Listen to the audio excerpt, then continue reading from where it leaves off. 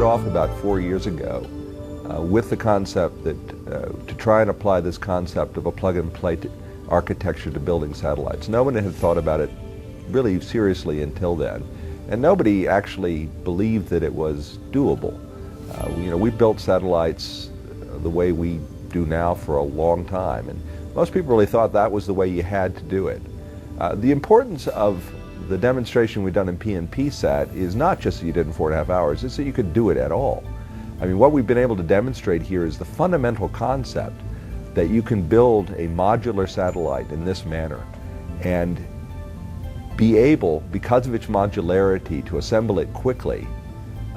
That's what the PNP demonstration doing it in 4.5 hours has really shown, that at least for a small satellite, and this is sort of a test article, you really can make it work. It's an existence proof, if you would have it, that this is a feasible thing to do. And this is an incredible milestone for us in terms of proving out the feasibility of this concept, because there are a tremendous number of naysayers who, even now, even when you show them this video, who will still say, you can't do that.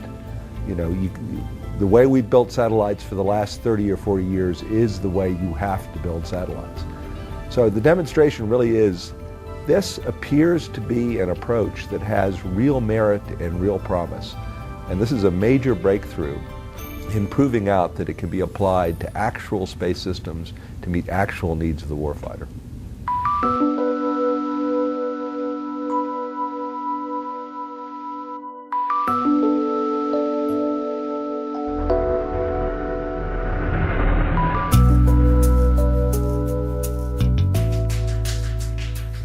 Well, today we build satellites by hand. So we literally handcraft every single satellite, every single sensor, every single cable bundle is built that way. And what we're trying to do with Plug and Play is develop open system standards so we can have parts on the shelf that all play and work together, much like you would plug a device into your computer today and have it instantly recognize and instantly work without having to do a lot of work. And that really has the potential to revolutionize the way that we do space systems today.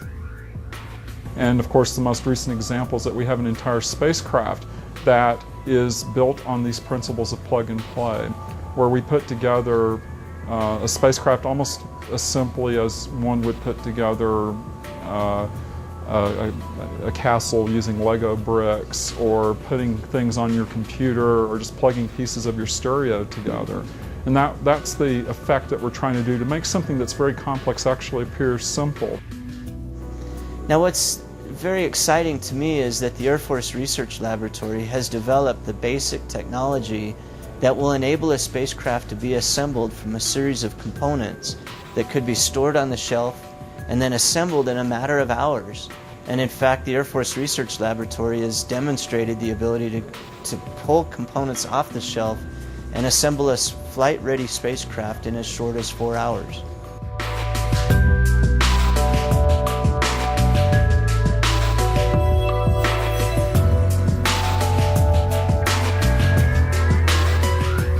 The spacecraft behind me we built in about 4 hours.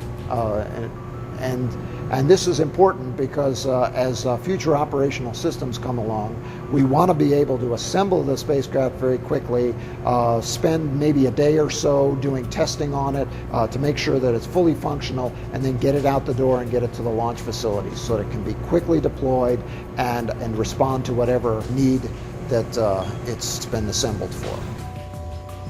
Plug and play technology is going to enable us to put a satellite together really in a moment's notice.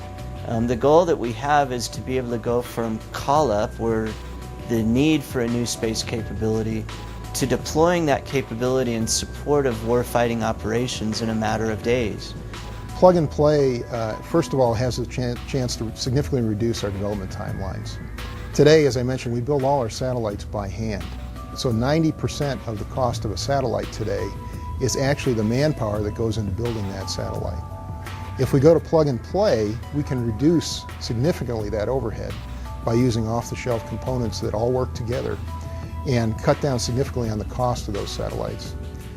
Second of all, we can take those satellites and develop things like TACSAT-3, truly responsive vehicles that can then respond to what the warfighter needs. So for example, the TACSAT-3 program that we're developing, which has the very basics of plug-and-play technology in it, can respond in a single pass, a single 10-minute pass, to a tasking from the ground. The warfighter sitting on the ground can task it to take an image. He can take a hyperspectral image, process that image on board, and deliver that information back down to the warfighter, all within that 10-minute window. And that's a capability we don't have today.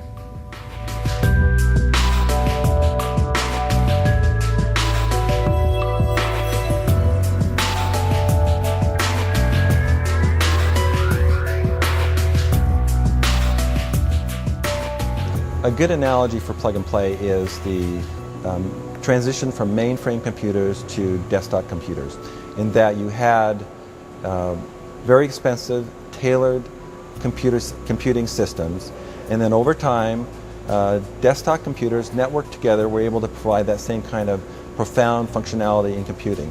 And similarly, plug and play is going to take large, specialized spacecraft that are tailored for specific missions at great expense and convert them into modular elements that can be assembled to meet the same missions with dramatically reduced costs, much simpler to assemble.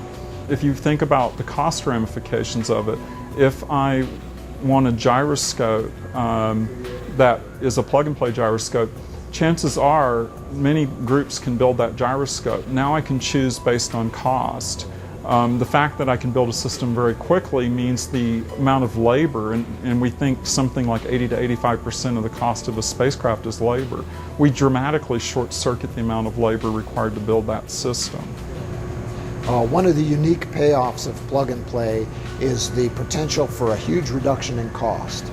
As we are able to quickly assemble systems and quickly get them deployed on orbit, the cost is reduced enormously. A system like TACSAT-2 that I worked on a few years ago, it took us 2 years to build that spacecraft and to fully test it and to get it ready for flight. With plug and play, we have the potential to reduce that timeline enormously, maybe down to as little as a week. And in 4 years, they've gone everywhere from it being a set of ideas, most of which weren't believed by the vast majority of the community, to actually demonstrate, as you saw in the video, that this is a real capability and has tremendous promise.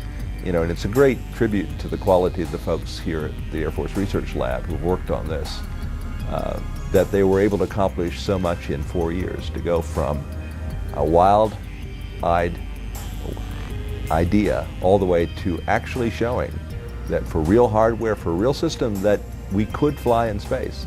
You really can make all the parts work on the bus side and have that ready for transition to the warfighter.